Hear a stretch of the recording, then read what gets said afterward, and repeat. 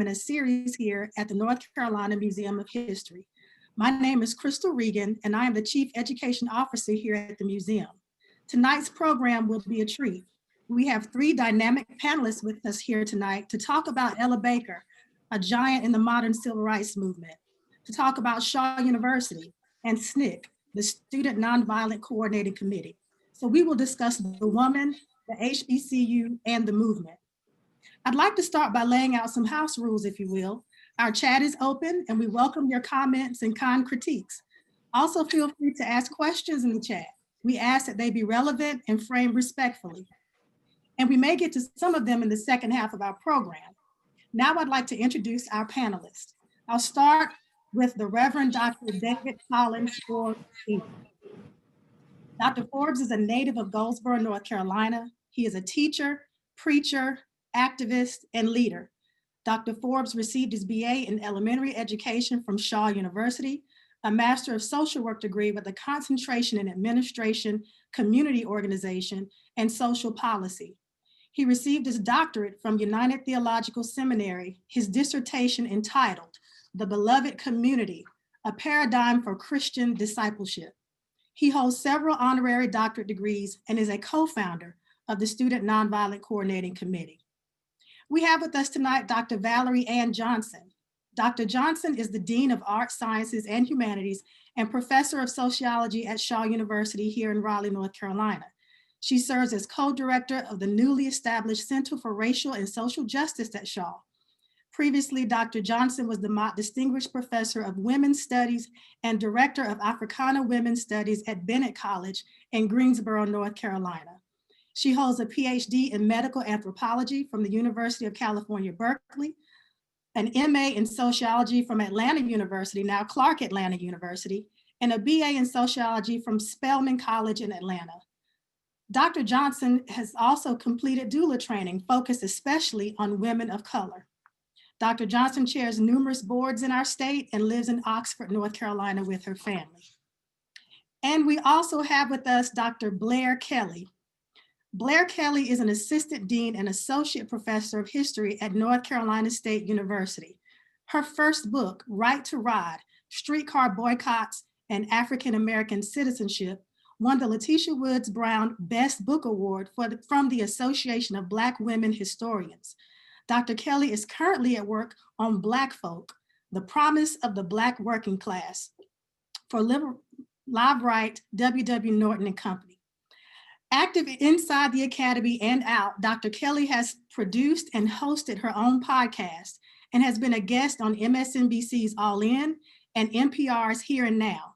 She has written for the New York Times, Washington Post, NBC Think, and The Root, and she is also a rock star on Twitter. Thank you all for being here with us tonight, and we'll start with Dr. Kelley. We'll start with Dr. Kelley, followed by commentary and reflections from Dr. Johnson, as well as Dr. Forbes. And after the presentation from all three distinguished panelists, we'll open it up and ask some questions and have some conversation amongst all of us. Thank you, and Dr. Kelley, the floor is yours. Thank you, Crystal. I just want to start by saying thank you to the North Carolina Museum of History.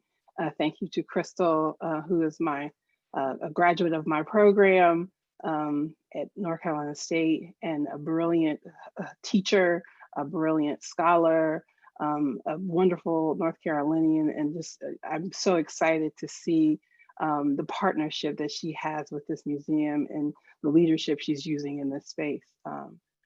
One of my most challenging and fun students ever, so I know she's going to be a lot of fun for the museum. I'm thrilled to talk about Ella Baker, and Crystal pushed me to do this event on Ella Baker to celebrate the month of her birth as a way of us coming full circle for thinking about the impact that this incredible woman has had on our state, our nation, and our world.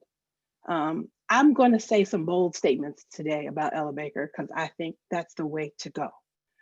There is no movement the way we know the civil rights movement without Ella Baker. Let me say that one more time. So most time we would say that about Dr. King, right? We would say that about perhaps Malcolm X if you're a radical. but, or not that radical at all. But I'm going to say it today about Ella Baker. We would have no movement without Ella Baker. And that's because the spirit that she gave all of us and the spirit that she imbued into the civil rights movement is something that we have to keep thinking about. When we heard the words of that song, we who believe in freedom cannot rest until it comes. That is true today as it was when she said it, as it was when she was a young woman on Shaw's campus here in Raleigh, as it was when she was in Harlem doing activist work, as it was when she was an NAACP organizer, as it was when she was back in Raleigh organizing SNCC, the Student Nonviolent Coordinating Committee, one of the most important civil rights organizations in our history. Ella Baker had the vision to know that movement was more important than her. Movement was more important than any individual ideology, right? She dabbled in every kind of way of thinking about change, radical change for Black life. She thought about Black life really very closely as a woman from every perspective. She worked as a maid, she worked as a waitress.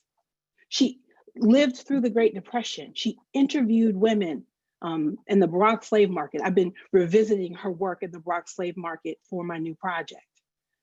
And so I want to start there. I really want us to start by thinking about what it meant for Ella Baker, who was well-educated at Shaw, who had the traditional training that she needed to move into the world.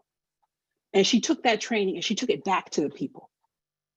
And she took it back to thinking about where she came from and the struggles of the people around her. And so she went to Harlem to learn, to think. She wanted to go to Chicago. She wanted to go to graduate school. But her mother insisted that she go where they knew they had family, where she knew she would be all right. Who are your people? So, that was always Ella Baker's first question to someone, to make those familial connections. And her mother had trained her in that way, to make those familial connections. So that's what drew her to Harlem, to be with a relative. But when she was there, she became a student again. She had a degree, but she became a student again of the working class experience. And she wrote about the women of Harlem with a woman named Marvell Cook. And they wrote about what was called the Bronx slave market, where women were drawn out of the desperation of the height of the Depression, women who had migrated from the South seeking a better life, and who found themselves standing on street corners, waiting for someone to come and offer them a day job for whatever small amount of change they could get. And Ella Baker framed this as a slave market because people would be asked to step forward for pennies and then go with a stranger and be subjected to whatever they wanted them to do for that day. And they may or may not have even been paid at the end of the day. Sometimes they were just told that their work was not good enough and they should leave.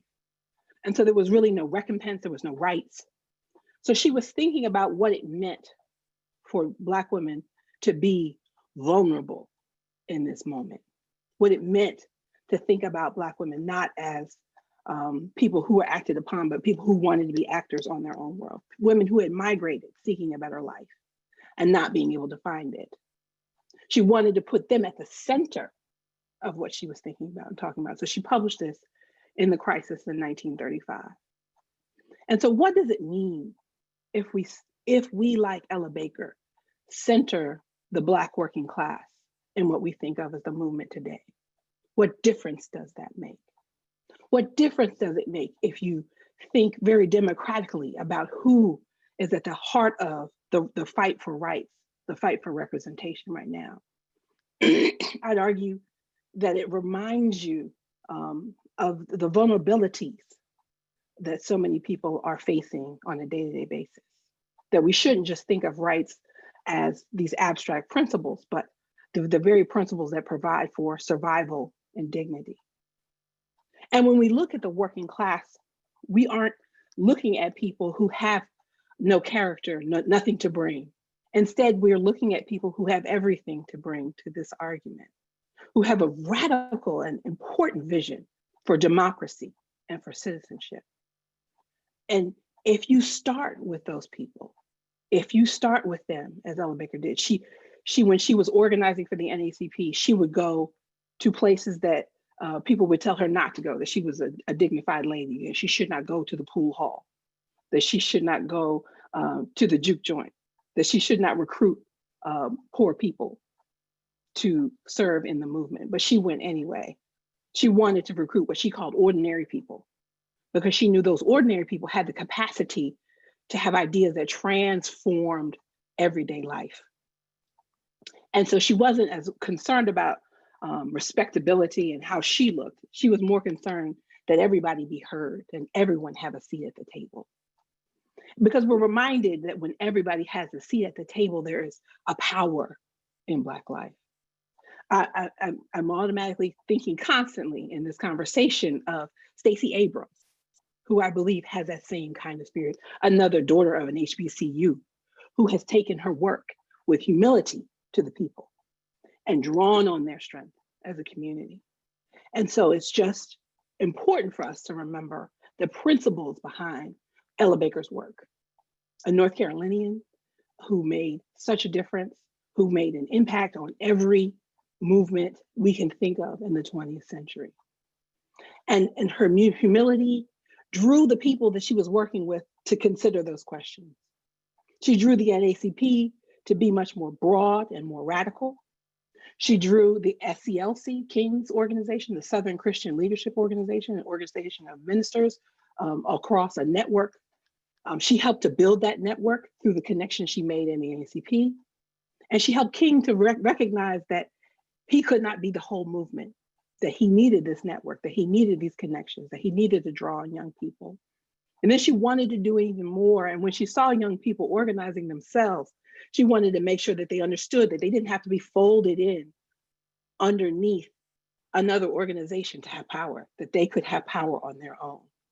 And they helped to form the Student Nonviolent Coordinating Committee here in Raleigh, North Carolina, one of the most important and challenging organizations of young people who put their lives on the line to make the difference in the civil rights movement. So I want us to take into this conversation the ideas of Ella Baker, the spirit of Ella Baker. What are we doing to engage everyone in a conversation about what's next for African American life? What are we doing to draw on different sets of ideas from all over the world to think about what is possible and what is right and what should happen next? How are we engaged in making movement possible for the next generation? How are we listening and working with young people? How are we empowering young people to lead their own movements and to think and draw on this history? Thank you so much.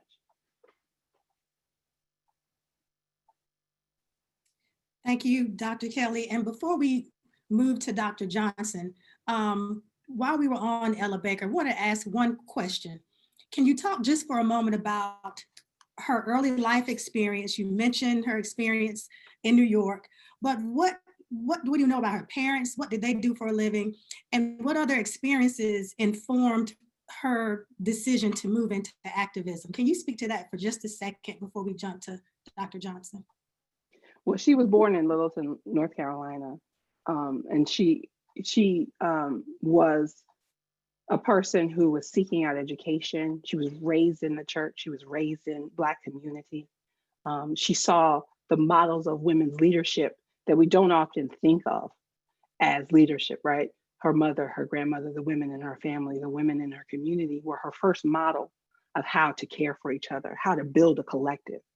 So when she went to New York City and she saw socialists and she saw communists, she didn't know that or have a sense that she had to prescribe to any singular ideology, but she recognized in Black community that communal help, that communal support.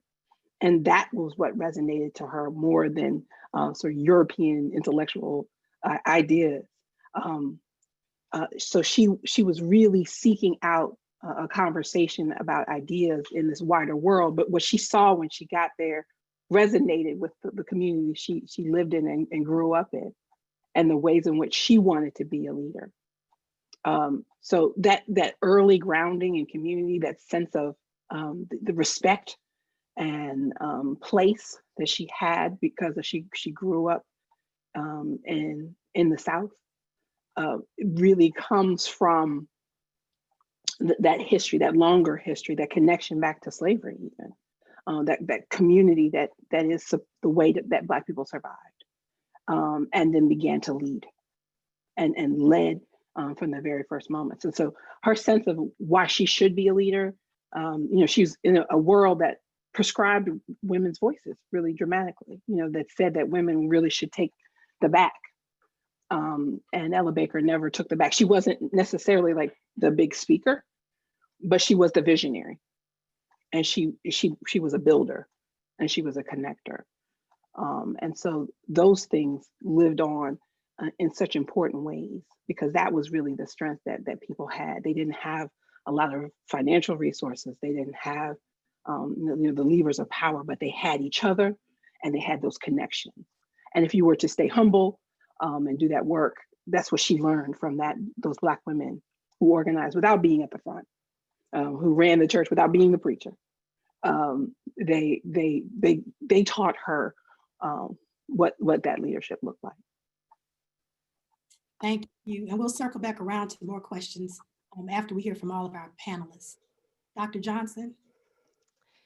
Good evening, and thank you so much for setting us up, Dr. Kelley, Blair, with that wonderful overview and that insight into Ella Baker and that tidbit about the Bronx slave market. I can't wait to read more, and your work is always illuminating and fascinating. I think it's really important that you're here tonight so that we can get that little tease so that we can go off and get some of your work. I also want to thank the museum, the North Carolina Museum of History, for this opportunity, and Crystal Regan for bringing us together with these community classrooms, which have been very informative so far, and I can only look forward to some more of these conversations and chances to interact with each other. I'm going to, because I'm mostly visual and I have anthropology in my as one of my trainings, I want to go through a few slides to kind of set the stage for what Shaw University was like right before Ella Baker got there, some of the things that we should note. So I am going to share my screen.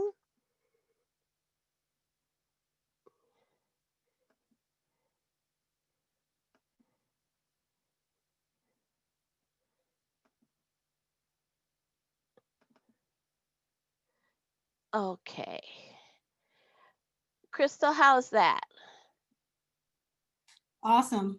Looks Okay. good. So I call this Shaw's enduring legacy of racial and social justice because I don't want us to be just rooted in the past. And I will be also kind of framing some of my remarks around our new Center for Racial and Social Justice.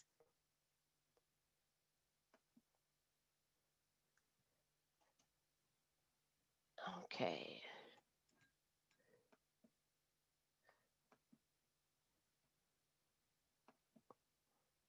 Okay, I'm having.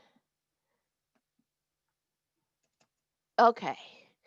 So I start with this mural that if you're in Raleigh and you go down Blunt Street, you're going to see in the area that connects the two parts of our campus. So on the right is the iconic, in the center is the iconic picture of Ella Baker. And doing what we kind of know her to do, and that is giving speeches to inspire, not to give us speeches just for speech's sake, but to goad us into doing the actions that are needed, as Dr. Kelley indicated earlier. On the other side of her, to our left, is Henry Martin Tupper. And this is where Shaw's story begins a little bit. It begins in the aftermath of enslavement, 1865. And Dr. Henry Martin Tupper was a native of Monson, Massachusetts. He was a soldier in the Union Army during the Civil War. So he was part of the Northerners and those who were part of the Union who stayed in the South after the war ended. He was a graduate of Amherst College and Newton Theological Seminary. And this is an important piece. Dr. Tupper, with his wife, Sarah Baker Leonard Tupper, helped to found Shaw University with those formerly enslaved persons. So this was a collective effort.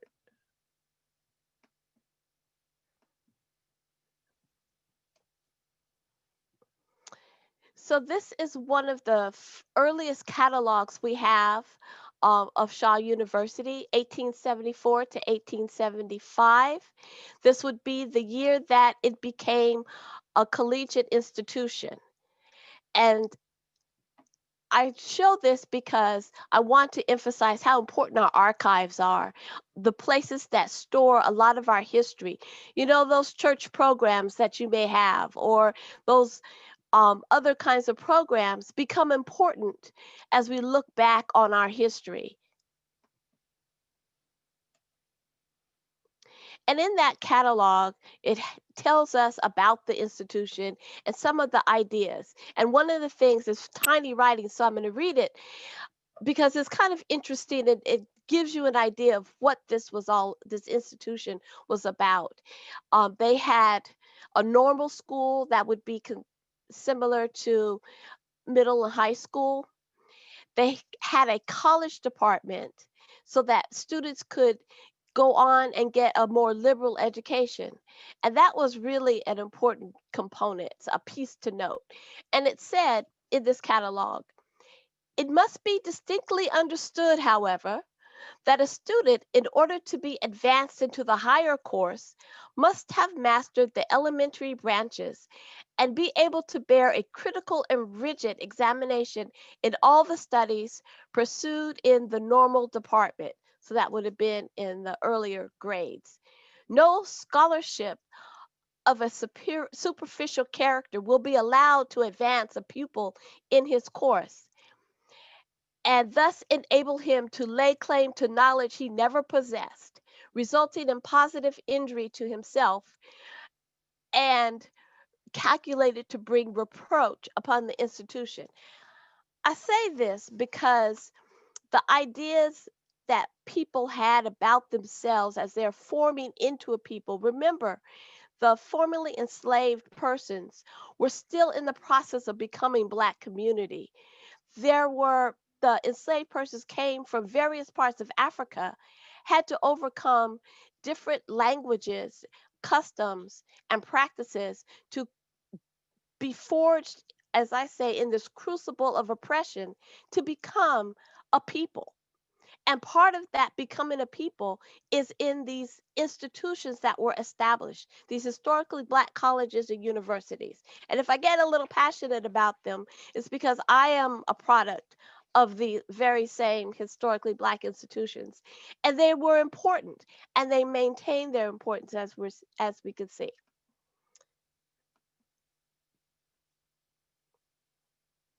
So at the time, it only cost $6 for board.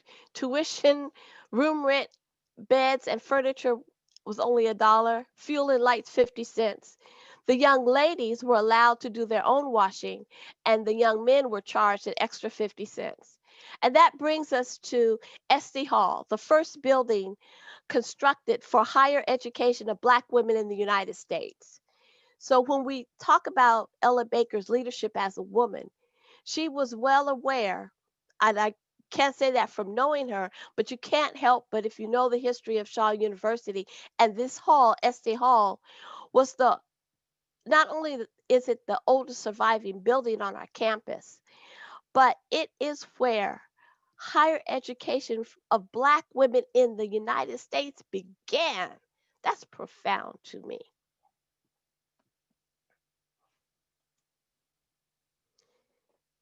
And here is a historic view of Estee Hall.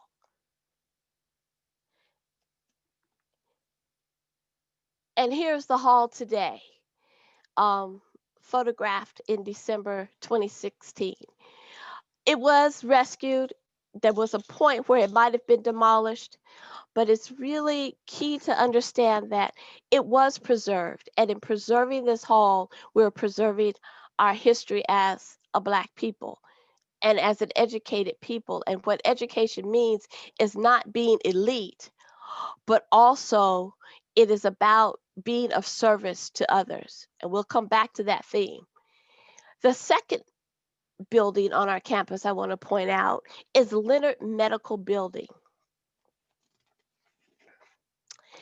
And Leonard Medical Building, at the time, it was the first 4-year medical school for students in the United States.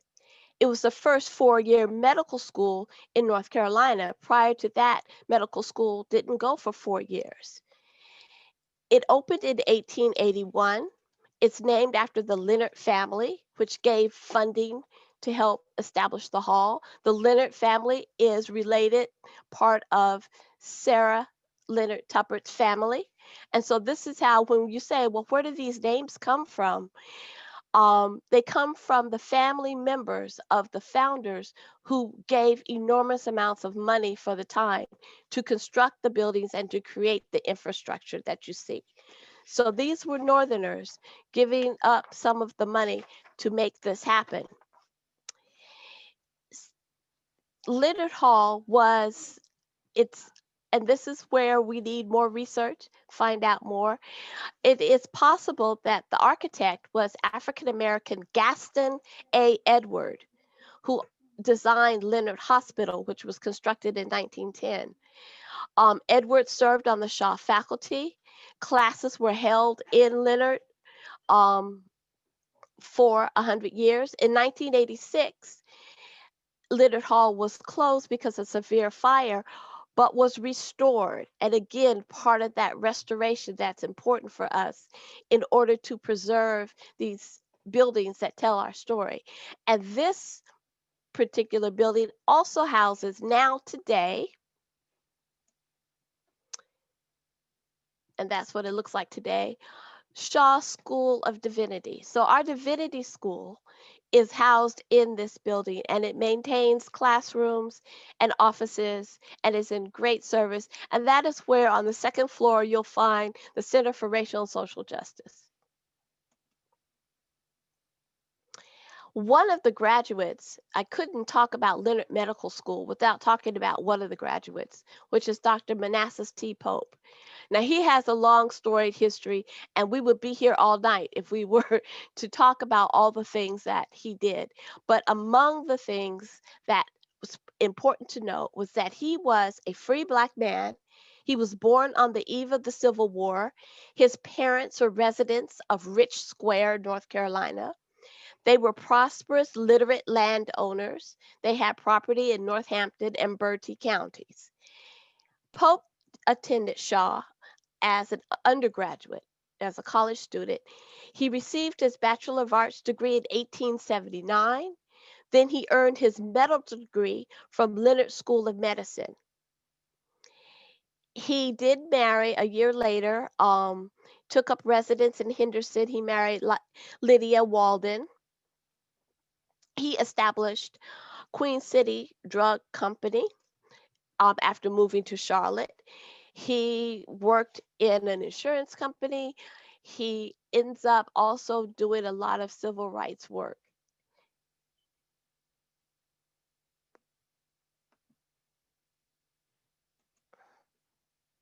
And this is the Pope, the Dr. Manassas T Pope House Museum, which is about a block away from Shaw's campus. And it is one of the few house museums that we have in the state that interprets the life of a Black family. And it is available for folks to visit, of course, limited due to COVID, but there you have it. And I show this because this was a thriving Black middle and upper middle class community. But look at the buildings around it now. That's the only residence that stands, and it's on Wilmington Street. And this also reminds us about the cost of gentrification. So to move a little bit quicker, because my time is getting shorter, these are the artifacts from that meeting that helped to establish SNCC. So here is the mass meeting and the program. Ella Baker is a part of the program and she is listed here. This is coming from the archives at Shaw University, and it lists those who were participants: the Southern Christian Leadership Conference folks, Raleigh Citizens Association, and the committee chairman. And men and women participated in this. And you'll hear more about it from Dr. Forbes. This book, We Who Believe in Freedom, The Life and Times of Ella Baker, was written by Dr. Lee Williams, and many of the questions you have about her earlier years can be found in this book that is really for middle school children so they can learn the story of Ella Baker. This, in its tattered form, is from Ella Baker's commencement. And I'm going to get up here closely because it was from commencement exercises, June 7th, 1927. And we have the listing of the graduates and their, how the program followed. And then these are other resources about Ella Baker. These are older resources, but they're still important ones. Joanne Grant's Ella Baker Freedom Bound, and Fundi, which is a documentary that tells the story of Ella Baker. And then this is in the year 2000, the commemoration, and at Shaw University, where they had a conference commemorating SNCC, the founding of SNCC. And to wrap up, our current presence, the current work in which, the ways in which the legacy of social justice continues is through public art. This is from a project, The Art of Reflection, and it is these, if you would, people will notice on these containers, you'll find these plywood boards where artists went through after the demonstrations in Raleigh and painted their idea of what we should do. This is how we should be, that Black lives do indeed matter. And these, this is on display until the 20th outside on Shaw's campus. And there's another set of other work similarly placed at St. Augustine's campus.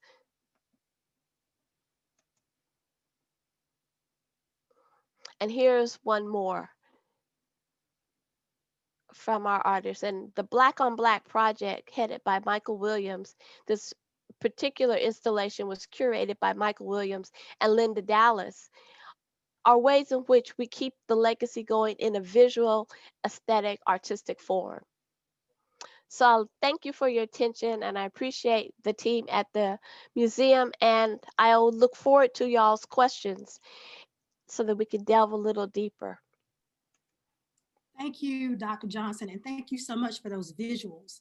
I think thinking about HBCUs and the importance of those buildings and actually having those visuals is really important in terms of understanding the actual history, the physical history of the movement and the role that these institutions played in the movement. We'd like to move now to Dr. Forbes.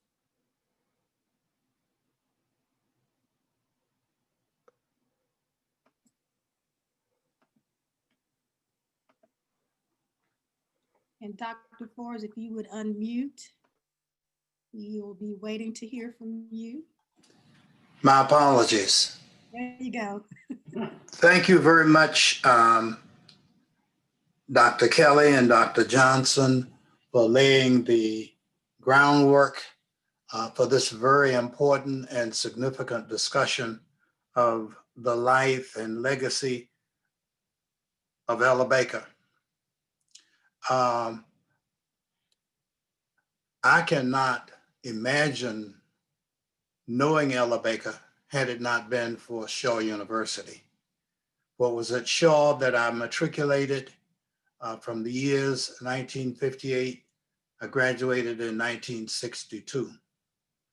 And I have to remind you, Dr. Kelley, that I'm very proud of you being a stalwart part of the faculty at North Carolina State University, because when I went to Shaw, a Black person could not walk on the campus of North Carolina State University. A lot of us are too young to be able to appreciate where we have come from. Not only North Carolina State University, but UNC or Duke. As a matter of fact, you will be able to put things into perspective when you recognize that when I was in public schools in Raleigh, North Carolina, most of my teachers had a master's degree. And that was not because they were rich enough to go to school, but North Carolina was so bent on staying segregated that the state legislature passed laws to enable any Black teacher to go to any university in the United States at the expense of the state, lest they should petition to go to State or Carolina or Duke University. I need to give some historical background and picture of where we were in 1960 when SNCC was founded. North Carolina was bitterly divided and proscribed by race.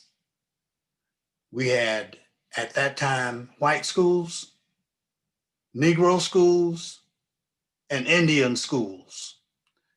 As a matter of fact, I have argued at certain times, one of the reasons that the state is still trying to get on top of its economics is because it was crazy enough to think that it was possible to have a truncated and truncated educational system. But during 1960s, everything was proscribed by race. Black folks were born into segregation. They lived according to segregation. They were the last hired and the first fired. Housing was atrocious. I grew up in the 900 block of Bloodworth Street, which was unpaved, as were most of the streets in Raleigh where Black folks lived, were unpaved streets that were muddy when it would rain. It's going to rain tomorrow, and thank God Bloodworth Street will not be muddy. I make those small examples to show why it became necessary for the founding of SNCC. Ella Baker, a graduate of Shaw University, was known according to the law during my time at Shaw to have been a radical Shaw student. She led demonstrations on Shaw's campus because of the food or because there was not enough heat in the dormitories. A radical lady who did not go to Harlem to become an outspoken advocate of change and justice, but who came to Shaw as a radical person who allowed her voice to be heard. In 1960, SCLC, the Southern Christian Leadership Conference, decided, because there had been a spate of demonstrations beginning at North Carolina A&T and spread throughout the South, that it would be useful to facilitate bringing these students together, to learn from each other, to share their stories, what had happened in Tennessee and Georgia and Alabama and Mississippi and North Carolina and Virginia. And SCLC, under the leadership of Dr. King, asked Ella Baker, who at that time was the field secretary for SCLC, to look into organizing the students. And what a lot of people don't realize is Dr. King is the famous one with the holiday, but it was Ella Baker who had the vision as to how SNCC, the Student Nonviolent Coordinating Committee, should be structured. Dr. King and others, Ralph Abernathy, had a view that perhaps STLC could get in the front of these demonstrations. But Ella Baker doggedly held that you grown men have had the last 100 years to show your leadership. And God forbid that you should get in the way of students. Let them be their own leadership. Let them be out front and let them be the spokesman, not to be under the umbrella of SCLC.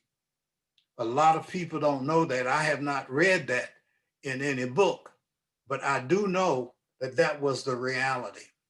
Ella Baker was a woman who was gorgeous, who was articulate, who was intelligent. And even though she had age enough to be matron towards college students, she treated us as if we were equals.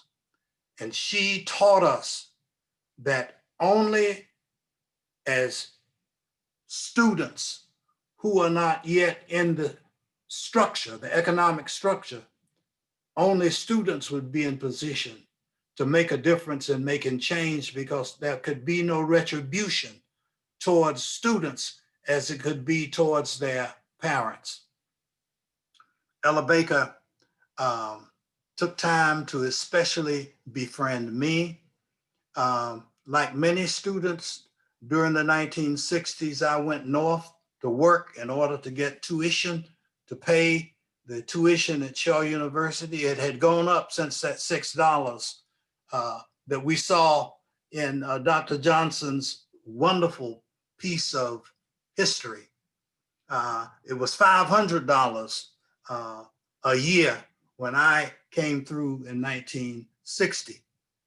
But Dr. Strassner, who was the president, was approached by Ella Baker about having the meeting of the students at Shaw University. This meeting of the students would eventually become the Student Nonviolent Coordinating Committee. And Dr. Strassner appointed me to be on the committee along with Ella Baker to plan that first 1960 Easter meeting of students that became Student Nonviolent Coordinating Committee. When I would go up north to work during the summers, especially when I worked in New York City, Ella Baker would invite me to her home at Lenox Terrace in Harlem, where I was able to see her library and to sit down with her on her couch and hear her tell the way that it really is. She was an insightful woman who understood the structure. She had earned her bars on the streets of Harlem, and she enabled me to take in as much as a 20-year-old college junior could take in. A very brilliant lady, a woman who reeked with deep history and an understanding of who she was. She talked often, Dr. Kelley, about her mother and her grandmother and all that she had learned from her aunties and the others in her family, and that if there was going to be freedom, that it would have to come by those who had not yet bought into the social structure. Because once you graduate and you go for an interview, you hear a question like I heard in Wilson, North Carolina, at my first job. The superintendent asked me, after he had asked me about curriculum and methodology, teaching methodology, math issues, and language arts issues, the last question was, now, are you a member of the NAACP? That was the way it was, and that ushered one away from activism and more towards being good slaves. Ella Baker is ever to be remembered. She left her mark on my life and on the lives of many thousands of other young people, and she yet speaks through her legacy. And it's a pleasure for me to be a part of this panel and this discussion. Thank you, Ms. Reagan, for the invitation, for the opportunity to speak. And I look forward, along with the other panelists, to field any questions that might come. Thank you so much, Dr. Forbes, for sharing those reflections and that very rich history. And it's an honor for us to hear from you tonight, to talk about your experiences being there. I think that is really, really important, even more so now as we want to try to pull in our elders and folks who were there and make sure that we glean all of that information and all of that experience. So what I'd like to do with the remaining minutes is, first of all, to start with you, Dr. Forbes. A few of the attendees are asking about your sit-in experience. Can you talk to us a little bit about that? What it was like to be a founding member of such a powerful organization, and what it was like to be a student activist? Well, it's been difficult for me to learn how to help young people to understand what a sit-in was. You could go downtown to Woolworth's, the big variety store. We called them 5 and dime stores during the 1960s, or McClellan's, or Charles, or Crest, and you could go and buy notebook paper and pencils and pens and everything that you needed for school, but you could smell the concession, the onions on the hot dogs at the counter where the restaurant, I guess we could call it, in the variety store. Blacks could go in and buy anything in there that they wanted, but they could not go and buy a Coke or a hot dog or a donut from the counter, which was the restaurant within these stores. And some of us actually saw what happened in Greensboro when 4 students went into Woolworths and decided that they were going to defy the local law, and they sat in and they were arrested because the Woolworth manager indicated that we do not serve Black folks or Negroes. And of course, they told them that they were not there to be served Negroes, they were there to be served the Coke. And those of us in Raleigh, St. Aug and Shaw and other places around the country replicated what happened at North Carolina A&T State University. And that was the sit-ins. I was the first person to be arrested in Raleigh for sitting in and asking for service at a Woolworth in Cameron Village. I was the first one. They decided that they were going to nip the movement in the bud by not arresting the whole crowd, but zeroing in on me, the leader, and they thought that that would then fold the situation. What did it feel like for me to be a founding member of SNCC? I think I was too young and too dumb to be able to appreciate how significant that was. But Charles Smith from Charlotte, a civil rights attorney, represented as a founding member of SNCC, the western part of the state, and I represented the central and eastern part of the state as a founding member of SNCC. What it means to me now is a badge of pride that somehow the Lord allowed me to be born at the right time and to be positioned, even though I was young and naive and not very knowledgeable, to rub shoulders with the like of Dr. Martin Luther King and Ella Baker, Wyatt Walker, Ralph David Abernathy, and all of those persons who were the giants at that time. Thank you. I'll follow up with another question for you, Dr. Forbes, and then we'll jump into some general questions that I think all of you would certainly have the expertise to chime in and talk about. But got quite a few emails and a couple of questions in the chat. Folks wanting to know if you're willing to share a little bit about your relationship, if there was one at all, or your impression of the young John Lewis and Stokely Carmichael. People are asking about those two folks in particular and wanted to know what Dr. Forbes would have to say about those gentlemen, their leadership, their lives, or any relationship you may have had with them. I have had great respect for John Lewis, Congressman Lewis, and Stokely Carmichael, and Marion Barry, and Julian Bond. The reality is, at that first meeting, I do not remember the presence of John Lewis. The record indicates that he was on Shaw's campus, but I did not meet him or know him. In later years, I got to know him and had great respect for him. Stokely Carmichael came later. He was not at Shaw's campus in 1960, but he became a leader later years.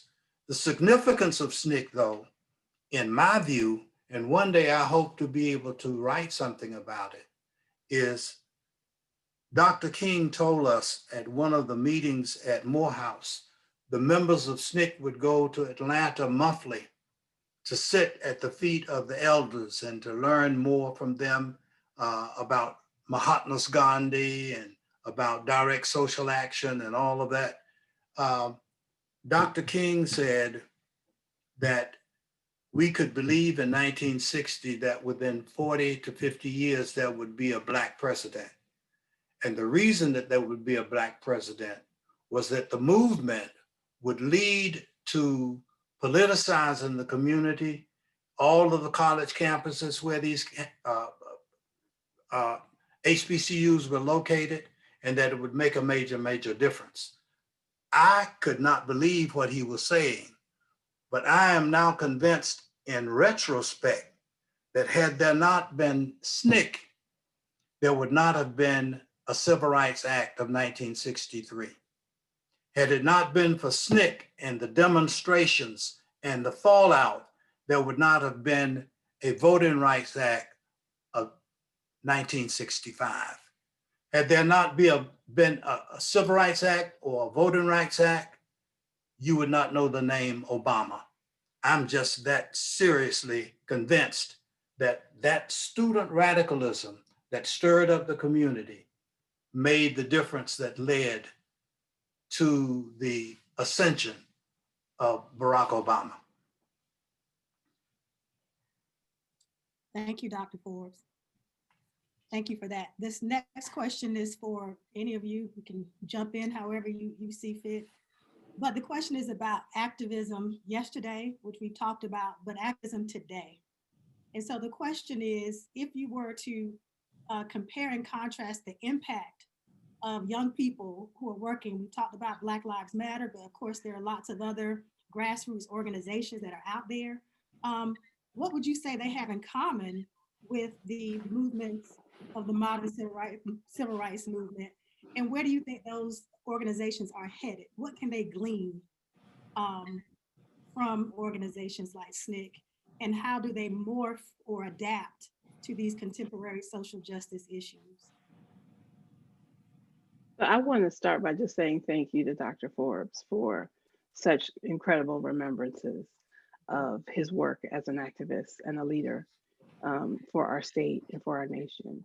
And I want to let him know that, you know, we are fortunate to sit at the feet of our elders and to hear from you. And I am always quick to remind my students that my mother, who is a Howard graduate from 1961, could not have attended, any school where I went to undergrad or grad school or the school in which I work.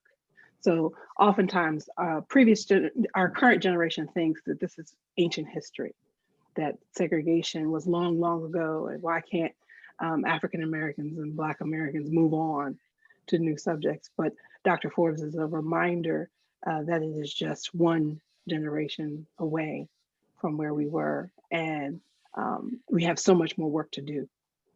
And so I'd encourage this generation of activists to continue to do the brave work that they're doing.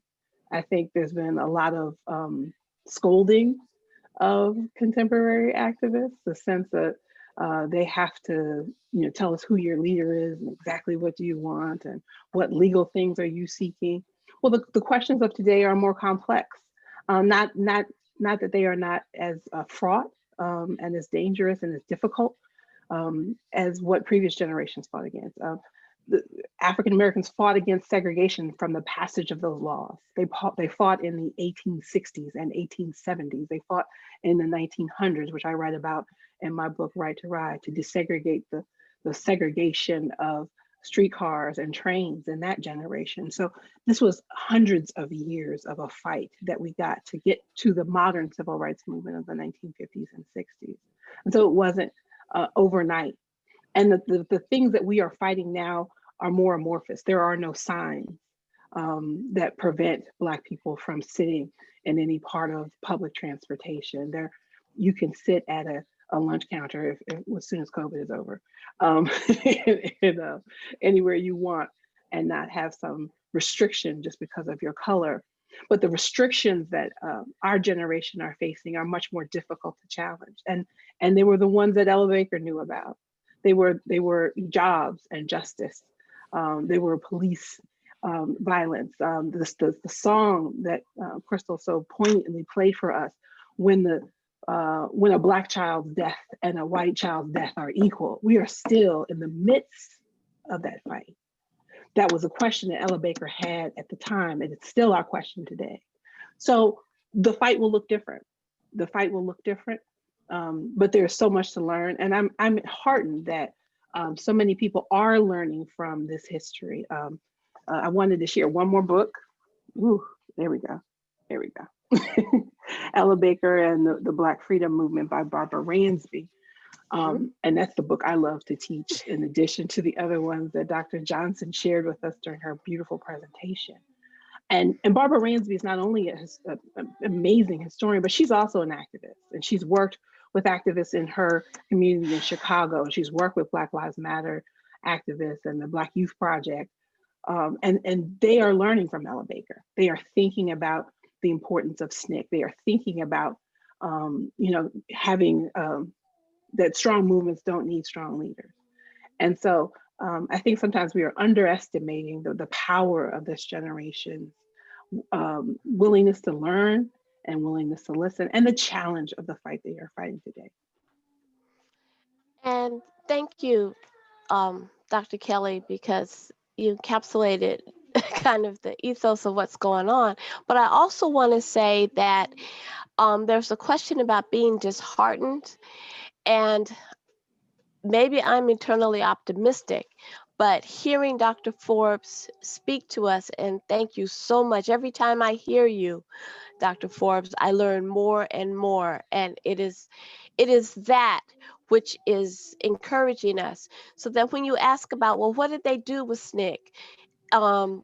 There were different activities that happened all across the time in which SNCC was formulated. One in particular I can think of is that down in Georgia, there were a group of young girls. They were 13 through 15 who protested. And they were at least, they were in like really South Georgia, and they were near Americus, Georgia, and they were protesting because they had been inspired by what had happened with SNCC, and they were protesting against a segregated movie theater. And they were arrested, taken to a stockade, and for several months, no one knew where they were. The location was not disclosed. The parents didn't know. a young photographer, a white young photographer who was a part of SNCC, was able to go take photographs of the young people, of those girls that were locked away in the stockade, and disclose the story. If he hadn't been a part of SNCC and was able to understand how he could use his white privilege to get information that was needed so that these girls could be released and their family could find out where they were, this is the nuts and bolts of doing this kind of movement work, that there is no cookie cutter. There isn't any particular playbook that you have to follow. And that's what I'm encouraged by the young people who are doing the protesting now. They're doing it within the context of their own lives and figuring out from where they are. We call it standpoint theory. Where they are is informing what they're going to do. So they're not going to look like the sit-ins of the 60s, but they are reflecting that movement, that activity. And that's what really makes me excited about young people today and the different facets. Because as Dr. Kelley, you said, it is complex. There are different nuances to what we have to fight. We're in the midst of this syndemic, so that there are multiple fronts in which we have to push forward. But be discouraged? Not at all, because I am able to do some things that my great grandmother, Miss Kizzy, who had a 3rd grade education, was unable to do. And that's not that far away. That's just in the 20th century. Here we are in the 21st century. What is it we're going to be doing for ourselves? But we have to keep pushing forward, learning from the lessons that were given to us of the past, and then moving to the next part. Being flexible, networking. This is also about networks. Look at this multi-generational panel that we have. We're all in different eras, and we're able to talk together and share. That's what the movement work is all about.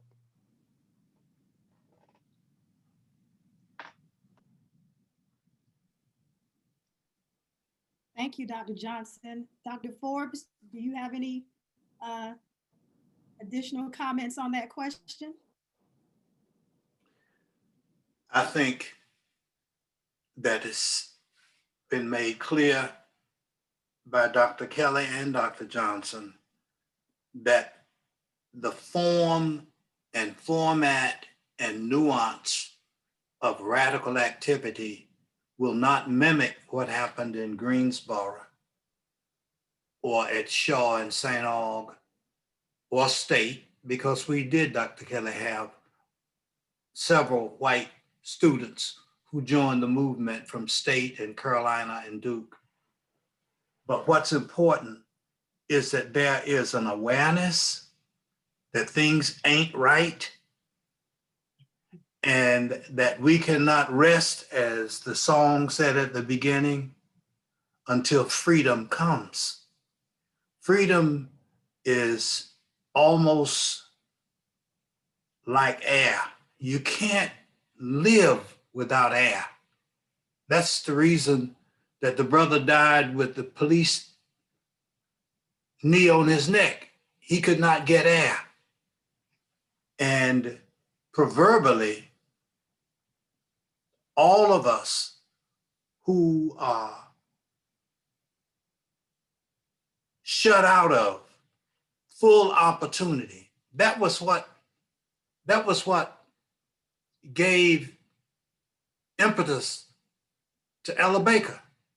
She couldn't breathe as a woman or a Black without knowing that she was not fully appreciated as part of God's creation.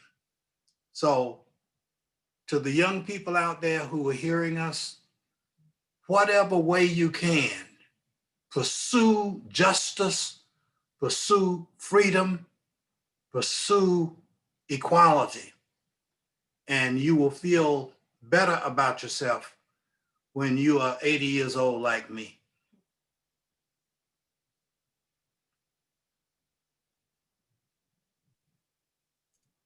Thank you, Dr. Forbes. I think we have time because I know these questions get a little deep. So I think we have time for maybe one more question.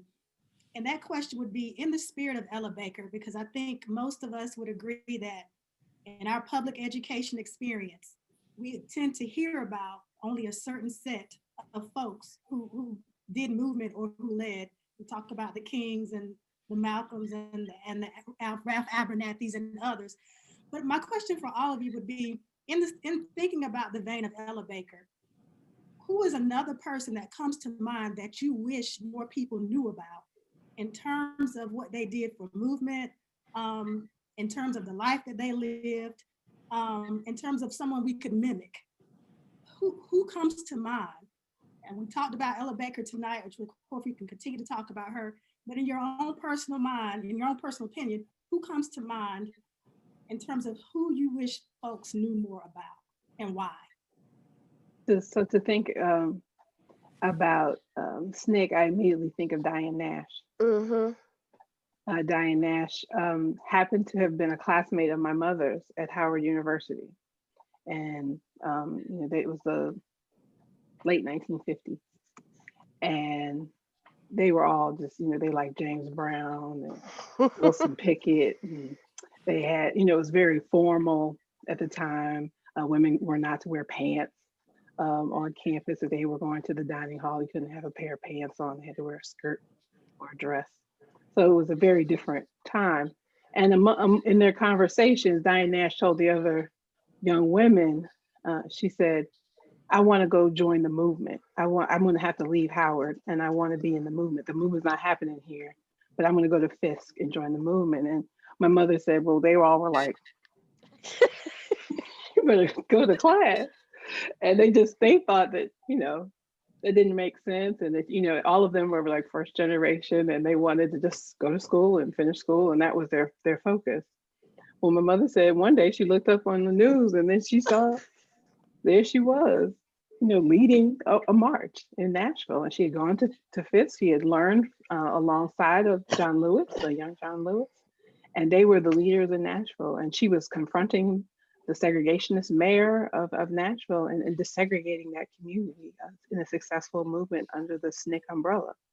And so she taught me about Diane Nash my entire life, really thinking about her humility, her willingness to put her life on the line, to change her life, to be part of movement and to be in that same spirit. And she too learned and had the opportunity to learn from Ella Baker. But I also think of Ella Baker's contemporary, a Durhamite, Paulie Murray, who is another incredible leader, another Howardite, who went to Howard Law School and confronted the sexism of the men there who were, the forefront of the civil rights movement, but they weren't thinking about broadening that to take on questions of gender that were so important for Paulie Murray and the way that she was thinking. She called it Jane Crow, that she was facing as opposed to Jim Crow, and the complexity of being a Black woman and dealing with those things. And so her activism and her groundbreaking vision for what was possible also is such a tremendous lesson. But I know that Dr. Johnson and Dr. Forbes also have others they might want to name. Okay, so one of the ones, yes, Paulie Murray. And by the way, there is her home, her family home in Durham is a national landmark. It has landmark status, which is extraordinary because there are so few landmarks in the country that depict women, let alone Black women. I would add Charlotte Hawkins Brown to the list. In part because we do have a state historic site that interprets her story, which again is one of those stories that crosses several generations and gives birth to so many different people like our Representative McKissick. she founded a school at the age of 19 called Palmer Memorial Institute in Sedalia, North Carolina. And my folks are shaking their heads. Crystal, you can't hardly get out of African American history in North Carolina without learning a little bit about Charlotte Hawkins Brown's site. But I think it's an undertold story because she didn't just found a school. She was participating in the suffrage movement. She was an advocate for the rights of women to vote, not just women, Black folks voting was an important part of her legacy. And she was vocal and verbal and traveled across the country promoting rights. And so it's this kind of networking of these power women that in the midst of all this is the founding of the National Black Women's, the Club Women's Movement, where you've got these different organizations of Black women being founded. And Mary McLeod Bethune is one, but she was a part of this whole grouping of women who were influenced. I'm going way back now to my roots by Lucy Craft Laney, who was the founder before Charlotte Hawkins Brown at 19 founds Palmer Memorial Institute. Lucy Craft Laney in Augusta, Georgia, founds the Haynes Institute, named after the benefactor who gave her the money to help it, because they were advocates for education. And Lucy Craft Laney was one of the first people to graduate from Atlanta University. It's personal to me because my grandmother went to Haynes Institute and finished in 1921 and was valedictorian of her class. So it allows us to see the long reach of uplift that and resilience that is alongside the difficulties of oppression and the ways in which we've overcome. And so knowing these stories, these narratives, help us again to interpret who we are. So I have to lift up Miss Lucy Craft Laney down there in Augusta, GA, and next door to her were the bowlers, and the bowlers also are, a couple of them were Tuskegee Airmen. So if you start peeling back the networks, and Dr. Forbes, your family is, I mean, we have you here, but you know, you've got other people in your family who've been important and key figures in helping us overcome oppression and fight for social justice. Just saying, Dr. Forbes. Absolutely. And now that you've said that, I can go in a different direction and say, to me, one of the most unsung heroes and sheroes of African American affairs is Dr. Henry Martin Tupper and his wife, Sarah Tupper, who founded Shaw University. I still cannot believe that years out of chattel slavery, that a Union officer would stay back in the South, hide in the cornfields in Raleigh, North Carolina, to keep from getting killed by other white folks, because he wanted to lift high the intellect of newly freed slaves. I believe that in any community, there is that person who wants to make a difference. And all too often, we look at the Black exemplars and not recognize that there are those white folks who make a major, major difference in opening up opportunities and promoting equality of all people. On behalf of the North Carolina History Museum, I just want to say thank you, thank you, thank you. To you, Dr. Forbes, to you, Dr. Johnson, and Dr. Blair Kelley. Thank you all so much for joining us tonight. And thank you to all of our attendees, we really appreciate you, and we want to ask that you continue to look to the museum for your historical educational needs. We'll continue this community class series, so check in with us often. In the spring, we certainly will be planning more programs on environmental justice, on Supreme Court cases in North Carolina, and various other topics. So thank you all so much. Be safe, and we'll see you next time. Thank you. Thank you so much. And thank you, I have to say, to my colleague Larry Treadwell for providing the digital archive materials that I used in my presentation. It was important, and that's why we need those archives. Absolutely. Absolutely. Thank you again, Ms. Reagan. Thank you, Dr. Forbes. Thank you. Good night, Good everyone. job, Chris. Good night. Great program. Thank you for this.